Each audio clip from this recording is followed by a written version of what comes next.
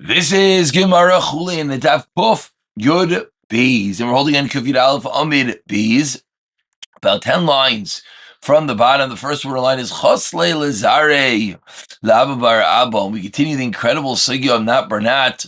You know, the learning of this month, the Heligim month of Elul, as we drive and march closer to Rosh Hashanah, should be an incredible Aliyas Neshama of Esther Rייזל Basar Meir, the incredible Kayach of Talmud Torah should elevate the neshama of Esther Rייזל Basar Meir higher and higher in Gan Eden Shalmayla.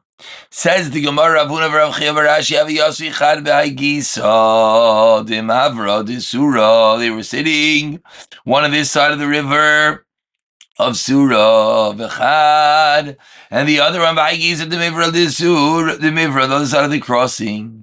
Lemar Aislei Dogim Sha'alu Bekara. To one of them they gave Dogim Shalu Bekara, which by now we know means literally fish that came on the plate, but it's referencing fish that were made in a fleishiga utensil, and he ate it with kutach. And of course, kutach is the quintessential milchiga dish. To the other one, they brought figs and grapes during the meal, and he ate it, and he did not make a bracha. So Maram Lelechavre. So one said to his friend, the one that ate the kutach, asked the other one that ate the tain of anavim without a bracha. Yisama Avid Rabba Chachi. He asked him, Yasma, like a lashon of Yasam, Avid Rabba Chachi, did your Rebbe do this? And Maram Lelechavre, Yasma Avid Rabba Chachi, did your Rebbe do this? Eat it with the kutach. So now they explained. Excuse me. Now we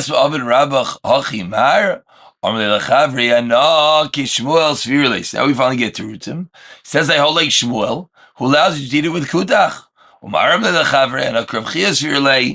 hold like Rav Chia that what? To Tani Rav Chia, Pas Poiter is called Mine Michael.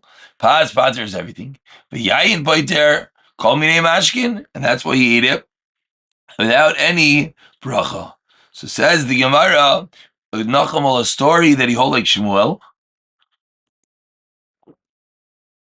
and that's why he's Dagim Shalom B'Kaira, he ate with kutach. Amr Chizkiya Misham Abaye, Chizkiya says, name Abaye Hilchasa, here it is. Dagim Shalom B'Kaira, Motor L'Achlam B'Kutach. Sinoin, but the radish, Shechotchai B'Sakin, Shechodach B'Y Basar, Aser lachlei b'chukutach. Do more worried about it. Bahani Mili says the Gemara tzinayin a radish. Why? Because by a radish you have dagei chorfei bala. The charifos makes it absorb dagei chorfei. This is where it's going to come to onions. Because since it's more charif, you have to be more concerned. Aval, however, kishos, when it comes to squash, a cucumber, you scrape it off the area that you ate with it, and you're allowed to use it for the kutach.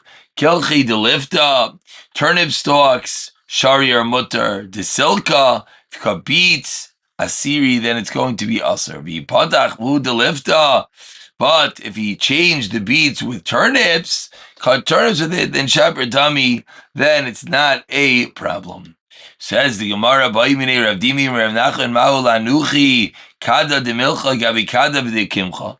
Are you allowed to put a jug of salt next to a jug of kutach? Do you have to worry that the kutach might go into the salt, and then you might use the salt with meat? Amrlei Aser the Chalamai. What about putting a jug of vinegar next to kutach? Amrlei, that's going to be shari. Says you might understand my shana. What's the difference? If we're worried it's going to go inside, and then you're going to come to eat it with the opposite gender, with the milk, with the meat. So why is it different to eat challah between the vinegar and the salt? Says the response of Nachman, the milcha. When you measure a core of salt for me, I'll explain it to you. It's a lashon. My taima. Hi isei surah be'enei. By lesei surah be'enei. There's a quintessential difference between the salt. If there's salt in the kutach, you could see the salt, but the vinegar you cannot. That's why we have to be more worried about the vinegar. Just to point out, this top line of the Amid, it was a loaded statement. The chilik between sinoim and other vegetables and just wiping it off. Okay, every line here is a ganze sugya. Says the Gemara 10 lines down. The first line is Isura. There was a bar gazla. There was a pigeon that fell into a jug of kimcha of kutach. Shari Rav Chanina b'reider Rava mi b'shrani Amar mi b'shrani made its mutter. Amar Rava. So Rava responds, even though kutach is salty, he's still allowed to eat the pigeon after it fell into the milk. Rinse it off and you can eat it. Amar Rava may chacham lemishran. Who's this smart one who said it's mutter ilav? Kagavna in this case, ilav Rav Chanina b'reider Rava mi b'shranya. Kasavar ki amar Shmuel maliach harei ukiroiteach. When do we say they have to be worried about something salty that's only on Emiliecha Deinai Nechel Machas Molcha? It's so salty you can't eat it. Hi Kotcha or Nechel Machas Molcha, and therefore you don't have to worry about the salt content in it.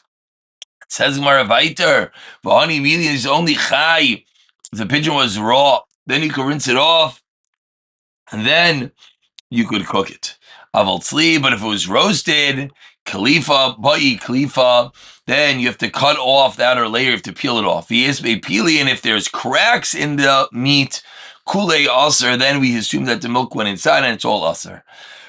V'matul betavlin, similarly, if it's seasoned, kulei aser, entire thing is going to be aser, even if there's no cracks, because when it's seasoned, we assumed it's soft, and the milk goes inside. Says the Gemara, let's go back to the sugya of dam for a moment.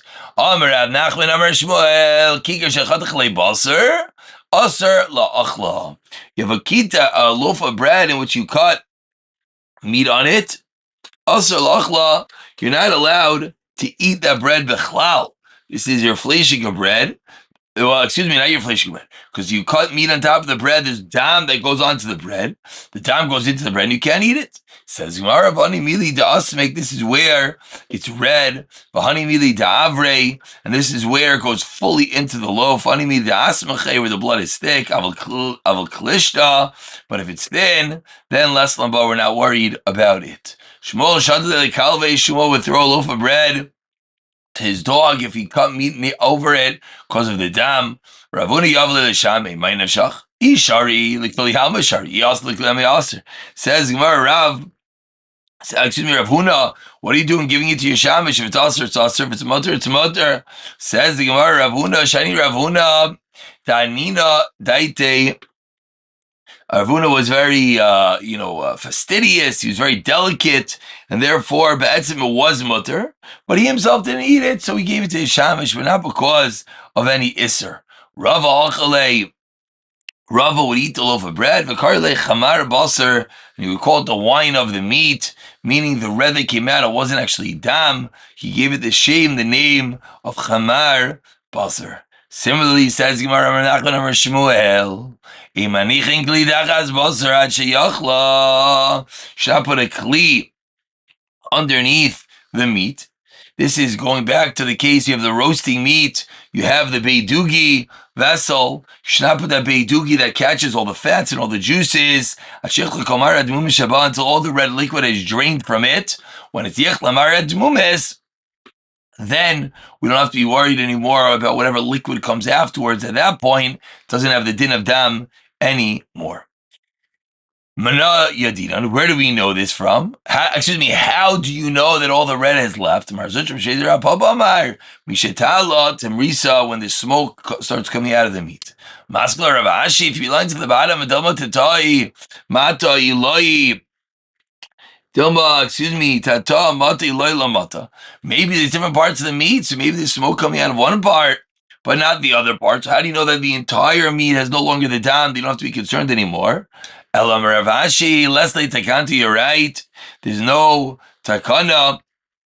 Ella Mishte Beitartik, Lili Milcha, but to throw 2 lumps of salt into the beidugi, and then any of the dam that's going to go into it, you don't have to be worried about it. umishvei, and then pour off the fat that's on top of the baked doogie, like we saw. We just turned over to kufiyud beis and beis. It's a very, very short amud. I apologize that we don't have the picture in front of us. We're only going to be going a job further.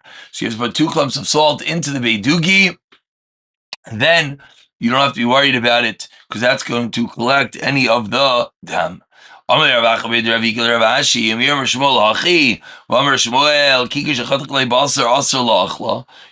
eat it. So how are you telling me, seemingly, that there's going to be an eitzah? Because we said if you cut the meat on top of the bread, the blood that goes into the bread makes the bread aser. So we see, so the question is, how could he allow you to put the beidugi under the meat? How could Shmuel allow you to do it and he's not worried and he doesn't tell you to put in the salt? Answers the Gemara, Shani Asam, the Agav Dochid, the Sakina Palat. By the roasting meat, the pressure of the knife causes the blood to be drawn out, and therefore there still might be some blood there, but when you cut it, that's going to take care of the rest of the blood. Amar Rav Nachman, and we'll end with this last line. We're on Kufya Beis and Beis, 5 lines down. We're gonna chazer over this in the next year. I apologize, we don't have the Gemara open on the screen. It says Rav Nachman, Dagim v'ayfish avachad zem zeh surin. Dagim, fish, v'ayfis, and chicken, they were salted one with the other, aser, because the fish absorbs the dam from the oif. If they're sitting in a kli that doesn't have holes in it, then even chicken was sitting in the dam and it's aser. But if the kli has a hole, because the blood drains away. Says so why is the fish aser? Because the skin is soft, and therefore it's right away it spits out the blood. Va'ifes kimiti, whereas the fish is very strong and it goes slowly. And